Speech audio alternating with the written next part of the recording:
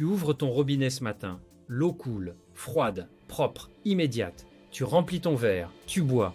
Et dans ce geste si ordinaire qu'il est devenu invisible, tu utilises ce que 2 milliards de personnes sur la planète n'ont pas accès en quantité suffisante. Maintenant, imagine que quelqu'un, quelque part dans le monde, a utilisé entre 3000 et 5000 litres de cette même eau pour produire quelque chose qui tient dans ta paume, 20 cm de long, quelques grammes. Un paquet de cigarettes, 3000 à 5000 litres pour un paquet. C'est l'équivalent de 50 bains. C'est l'eau qu'une personne boit en plus de 3 mois. C'est un chiffre qui résiste à la compréhension intuitive jusqu'à ce qu'on comprenne exactement comment il se forme. Et c'est précisément ce qu'Eric a voulu comprendre le jour où Nadia Auzé lui a posé cette question lors d'un forum mondial sur l'eau à Stockholm. Aujourd'hui, on suit l'eau, du sol jusqu'à la cigarette, étape par étape, litre par litre. Parce que comprendre où va cette eau, c'est comprendre quelque chose d'essentiel sur les priorités de l'industrie du tabac. Enregistre cette vidéo, ce qu'on va voir, change la façon dont on regarde un paquet de cigarettes. La première et plus importante source de consommation d'eau dans la production du tabac, c'est l'irrigation des plantations. Le plant de tabac est biologiquement gourmand en eau.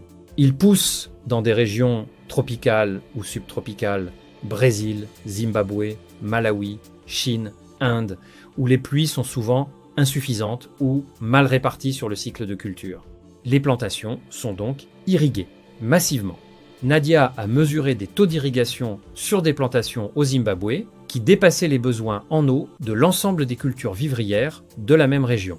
Des cultures qui nourrissaient des populations entières, moins bien arrosées que des plants de tabac destinés à produire quelque chose, dont la seule utilisation connue nuit à la santé de celui qui le consomme. La deuxième source de consommation, le traitement post-récolte. Après la récolte, les feuilles de tabac subissent plusieurs processus qui nécessitent de l'eau. Le lavage des feuilles pour éliminer les résidus de pesticides et de terre, la fermentation humide dans certaines méthodes de traitement, le contrôle de l'humidité pendant le séchage. Chacune de ces étapes prélève sur les ressources hydriques locales, souvent les mêmes ressources que les communautés agricoles utilisent pour leur eau potable. Si cette réalité te touche, partage cette vidéo à quelqu'un qui n'a jamais fait le lien entre l'eau et le tabac. Ce lien mérite d'être visible. La troisième source, la transformation industrielle. Les usines de transformation du tabac, qui traitent les feuilles séchées pour produire le tabac manufacturé, consomment des quantités d'eau industrielle pour le nettoyage des équipements, le contrôle thermique des processus et le traitement des effluents. Nadia a analysé des données de consommation d'eau d'usine de transformation au Brésil. Les chiffres sont comparables à ceux de l'industrie textile, une industrie réputée pour son impact hydrique exceptionnel. La quatrième source, souvent oubliée, c'est la contamination des eaux souterraines et de surface.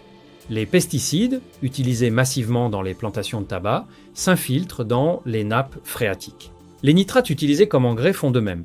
Cette contamination ne consomme pas d'eau au sens strict, mais elle rend de l'eau inutilisable. De l'eau qui était là, accessible, propre, et qui ne l'est plus. Nadia appelle ça la consommation invisible. L'eau qu'on ne prend pas, mais qu'on détruit.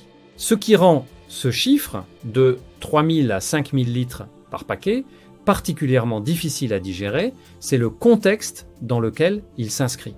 2 milliards de personnes n'ont pas accès à de l'eau potable sûre, 4 milliards font face à une pénurie d'eau sévère au moins un mois par an, et dans ce contexte-là, dans des pays comme le Zimbabwe, le Malawi, le Brésil, des ressources hydriques précieuses et limitées sont mobilisées pour produire un produit exporté vers des marchés qui n'en ont pas besoin pour survivre.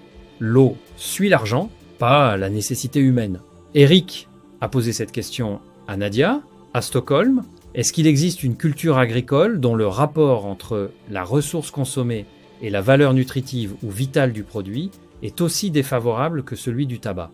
Nadia a réfléchi. Elle a dit pas à ma connaissance. Le tabac consomme beaucoup d'eau, épuise les sols et produit quelque chose dont personne n'a besoin pour vivre. C'est une combinaison rare dans l'agriculture mondiale.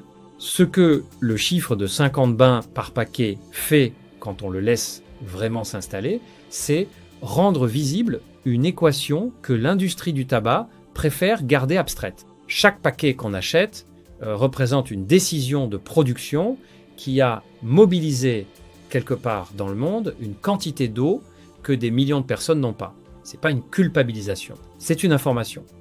Et une information change ce qu'un choix peut être. Laisse un commentaire avec le chiffre qui t'a le plus arrêté dans cette vidéo. Like si tu penses qu'elle mérite d'être vue par davantage de personnes.